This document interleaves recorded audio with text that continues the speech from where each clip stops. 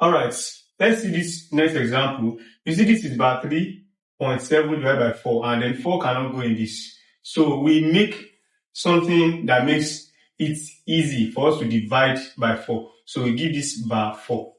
If you give this bar 4, it means to counter this bar, you need to have 1 in the other end. So bar 4 plus, in this case now, will now become 1.7. Do you get?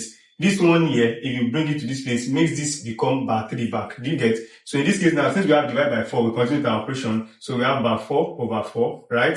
Then plus 1.7 over 4. Bar 4 over 4 gives you bar 1, right? Then you have it plus 1.7 divided by 4 gives you 0.425. 0.425. And then you have this together gives you bar 1.425. Now, let's move on to the next one. You have this to be bar 4.2351 divided by 3. If you divide bar 4 by 3, you're going to be having a remainder, and that's making the whole thing complex. So what we do with this is making bar 4 in such a way that we divide by 3 and then we will not have any remainder. Bar 4 to become bar 6 plus 2. Do you get that?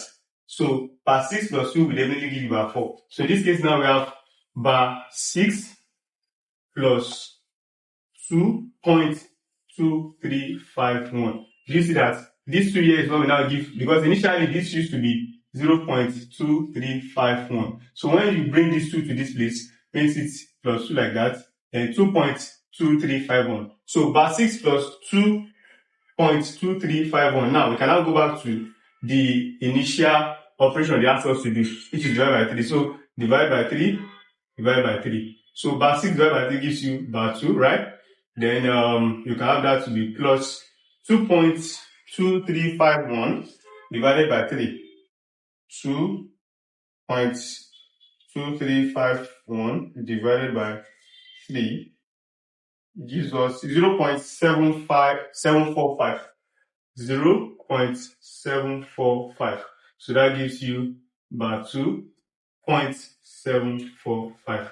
Thank you. See you in our next class.